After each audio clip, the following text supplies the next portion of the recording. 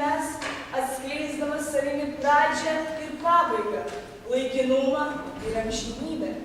Tu suteikiai jėgą ir galią, pažymėdamas lemtį ir daiktų ženklais, kurie sušvinta manie it negestančios žvaigždės. Šio įvardinimo dėka aš galiu pažinti pasaulį ir jį pažįstu kaip vieningą ir dalomą, kaip neaprėpiamą ir aprėpiamą, kaip vienų ir kitų santykių bei judėjimą. Juk svečias į namus džiaugsmas į namus. Iš tikrųjų, tai mes norime tuo džiaugsmu su jumis dalintis. Tikime, kad jūs tą džiaugsmą kursite, tikime, kad mes jums tą džiaugsmą pradėjome kurti. Ir iš tikrųjų, tai norime dėkoti jums visiems ir visoms už tai, kad jūs esate gerumą kuriantys žmonės. Juk mūsų laikų beprotiškame, tokiame skubančiame, intrigose susipainiojusiame pasaulyje, lengvos šlovės trokštančiame pasaulyje yra taip gera, kai yra žmogus sustojantis prie žodžių.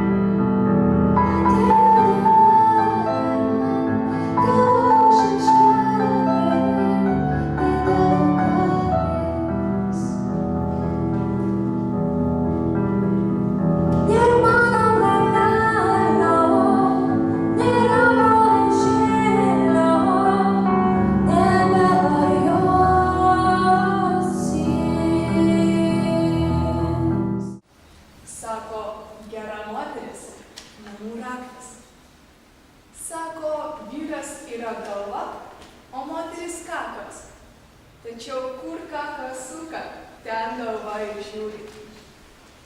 Sako, šuns neperausi, moters neperkalbėsi. Sako, kur dvi bobos, ten ir turtus. Kaip matome, nuomonės apie moteris yra skirtingos.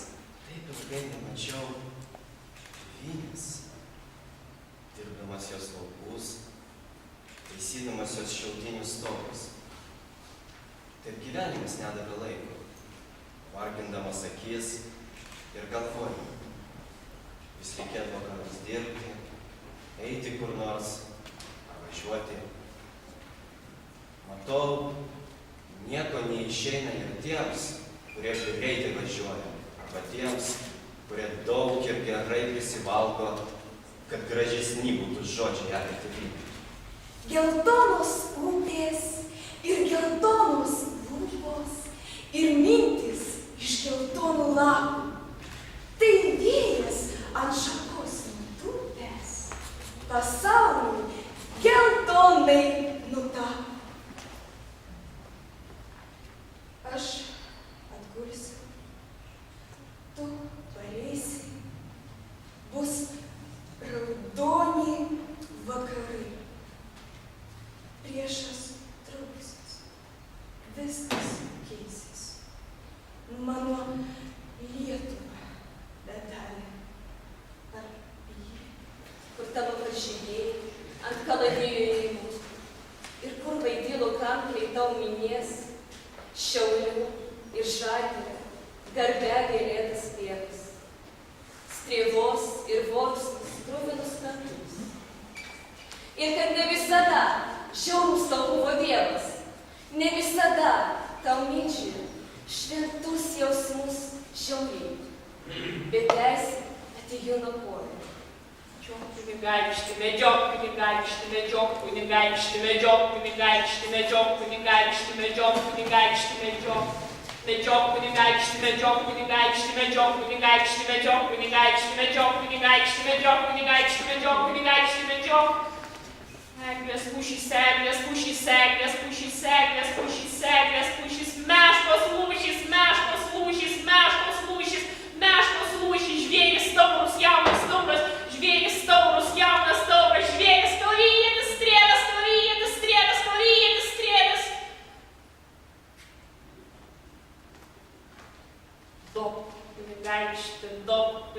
kunigaikšti dop, kunigaikšti dop, kunigaikšti dop, kunigaikšti dop, dop, kunigaikšti dop, kunigaikšti dop, kunigaikšti dop, kunigaikšti dop, kunigaikšti dop, kunigaikšti dop, kunigaikšti dop. Vasaros akių giedrumą, tėviškis malonų dūmą, šilva.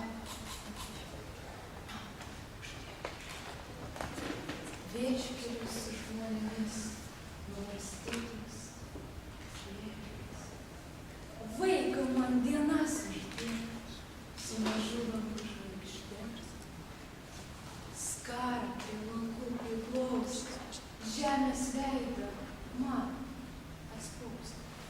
Gimtinė mano, tu skara languota, kasdienė duona stalo vidury. Tu ta daina prie lopšio man nuliuota, kad nepaklystume klaidžiam kely. Gimtinė mano, tu šauki iš tolio vaikus, kurie išklydo po gatves. Sugrįžkite, sugrįžkite namolio. Nebarsiu, o tik glausiu prie savęs. Jis palygindavo tuos vaizdus su puokšte vasoje, kuri ne bet kaip sukišta, o pagalvojant ir su pojūčiu, kaip į čia būtų geriau. Sakė, kad Japonijoje to moko net mokyklose. Tokia puokštė sudaryta gerai išmanant ir su skoniu, yra vertinama kaip paveikslas arba skulptūra ir vadinasi ikebana. Šitą žodį įsidėmėjau. Taip aš pradėjau mokytis japonų kalbos. Ir tik vėliau supratau, kad senelis ir gamtoje matė kaip tik tokias ikebanas. Per mūsų pasivaikščiojimus miško keitimais aptikdavo tarsi žaizdą ir pasiguosdavo, kad štai, nepaisant blogo darbo, jau naujas atžalynas kyla.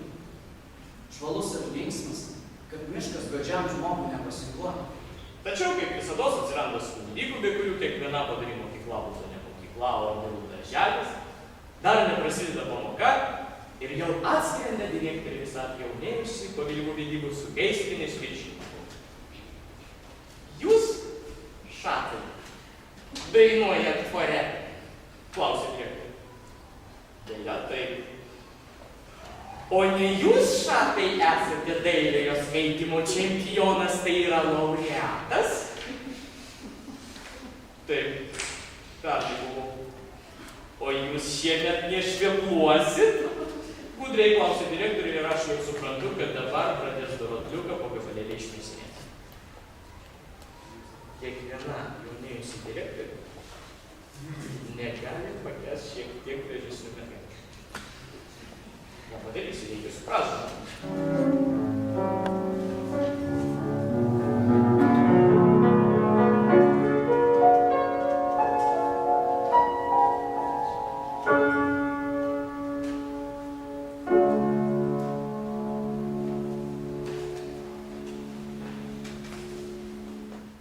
Paskui bus vėl pavasaris ir sniegas vėl sudirps kaip klavesino garsas.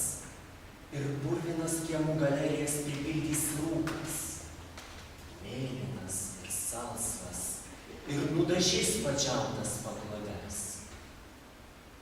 Tas vienas vakaras, tas vienas kartas. Paskui nuplūks, kaip rašoma eilė ant paliktų stalų, kaip renesansas. Ir vėl kitaip pasikartos šiaurietiškos, lengvų ledų aptrauktos arkos. Ir bus itališkas pajuodęs kiemas, panašus į mažą tuščią salę. Supratau, kad visa tai dėl tušinuko. O aš jį išmečiau ne dėl to, kad būčiau bijojęs, kad kas nors aptiks. Man jis ėmė nebepatikti, kaip ir mokytojus. Na tada aš ir nebadariu. Nesuprantu pats, kodėl. Nelagai. Ir tiek. Man nepatiko, kai tas šaltomis rankomis čiupinėjo man kojas, papučiau pasiūlymus. Atveikime, atsakau jam. Tu dar aš nenoriu. Nenoriu tų dalykų, nesiliauja jaunutis. Nenori, kad iš tavęs šaipytųsi. Juk sakytų, kad tu dar ne žmogus, kad lieptų valgyti, ko nemėgsti ir eiti ten, kur nenori, kad temptų tave į auklėjamąją salę įsiuntų aš. Jaunutis, atrodo, jis nesupranta, ką man buvo. Mes taip lengvai sužeidžiami. Tai reikia neatsargų žodį ištart ir virtas rakštimi jis ima sieloje piliuoti.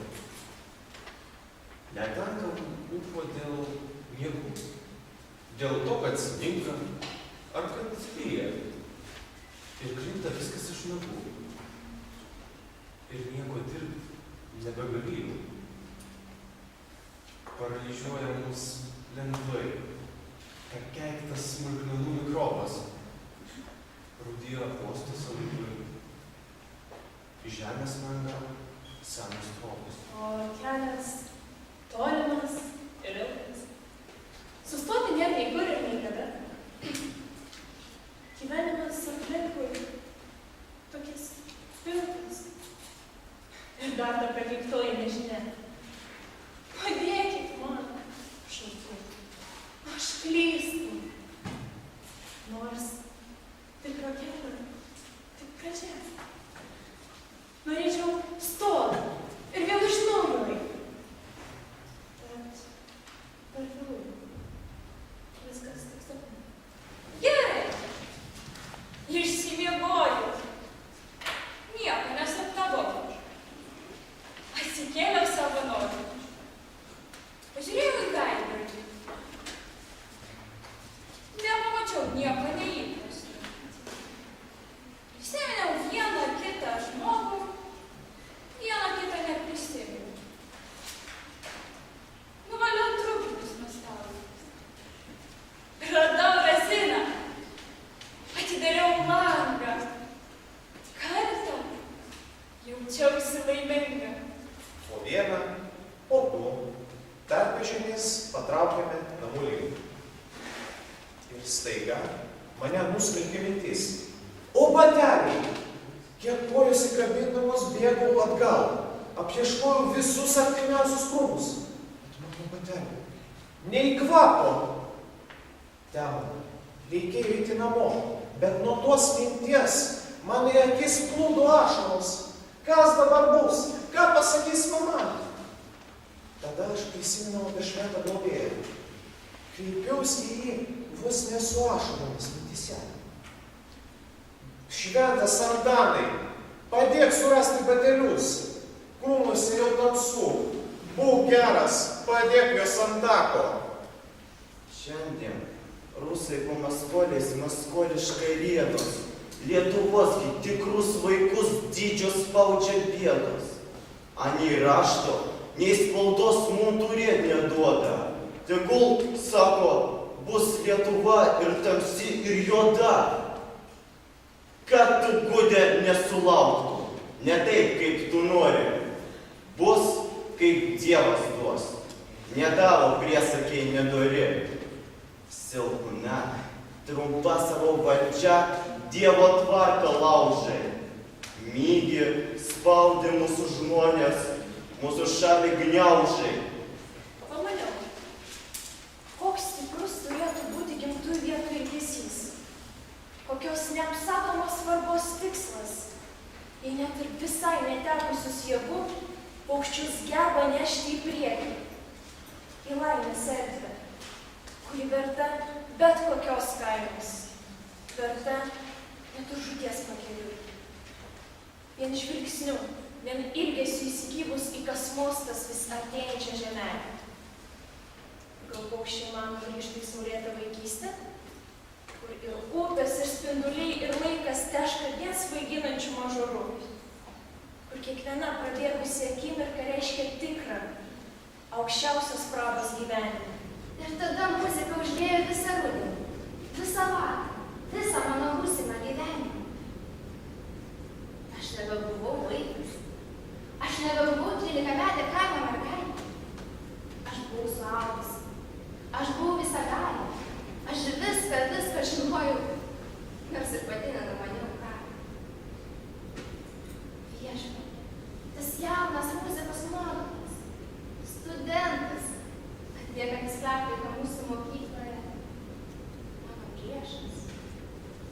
tapo mano draugu. Ne draugu, kažko daug artimesniu. Broliu. O gal manimi pačia? Europos vidury žvaigždžių gintarų yra tokia šalis. Europos vidury tarp rytų vakarų ir tu ten gyveni. Europos vidury vakarais tu girdi, o šeima jūros nori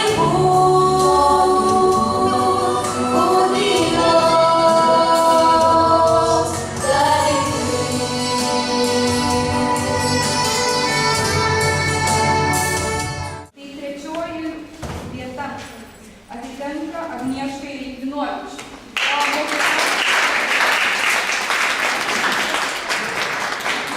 Ir tada kviečia mokytoją, kad pamatytume, gal vieną komisijos narį, kaip sakant, tai mūsų tikrai pagalbinis jūsų darbinys.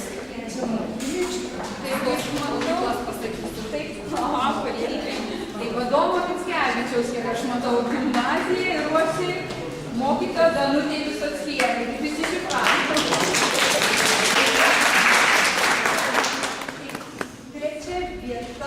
Antra trečia vieta Evai Mincevičiūtei. Nėra įrašyta. Ir mokytoja atsives? Mokytoja Trėkščiai. O tavo mokytoja? Marija Šesanė. Tačiau tu esi iš... Sirakonės vidurinės. Mielos mokytojos, kurios taip puikiai paruošė, mes jums, kad nepasiklystume visaverčio gyvenimo vadovą. Jau būsite tiesiog... Na, dabar šįryt daktaras. Čia tavo mokytojai. Trečioji dar viena vieta Evelinai Mikoleiko.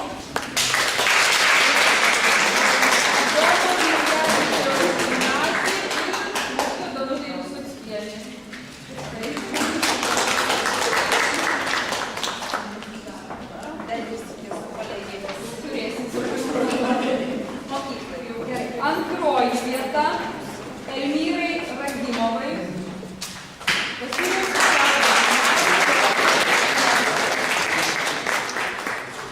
Daugiausiai diskusijų sukėlusi.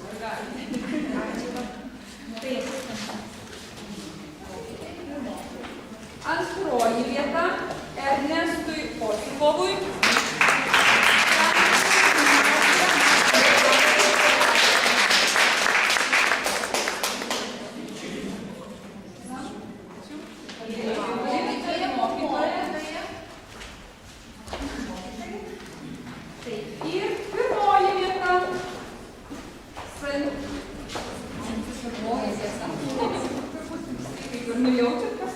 Santino Blaso.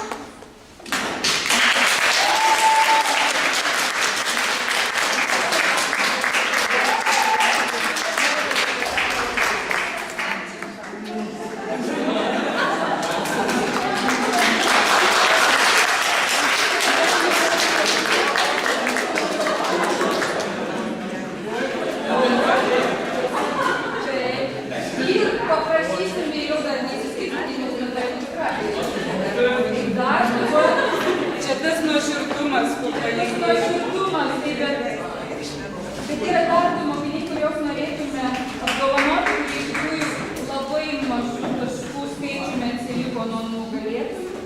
Yra už kūrybinę perspektyvą. Ir mes galvojam, kad jeigu šitas žmogus kitais metais dalyvautų, gal 9-okas ar 10-okas, 10-okas, tai kitais metais gali dalyvauti, tai jis tikrai gal ir taptų nugalėtoju. Tai už kūrybinę perspektyvą prizas Gabrielius Krumlai.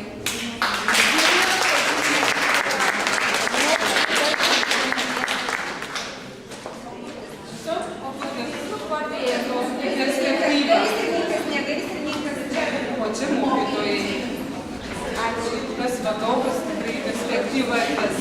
Ir dar vienas prizas už jautrų teksto suvokimą.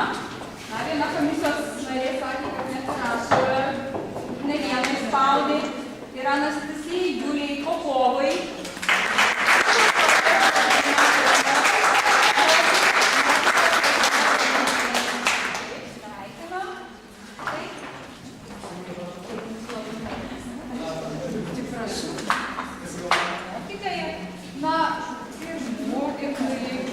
vadovas vadovautis. Taip, ačiū.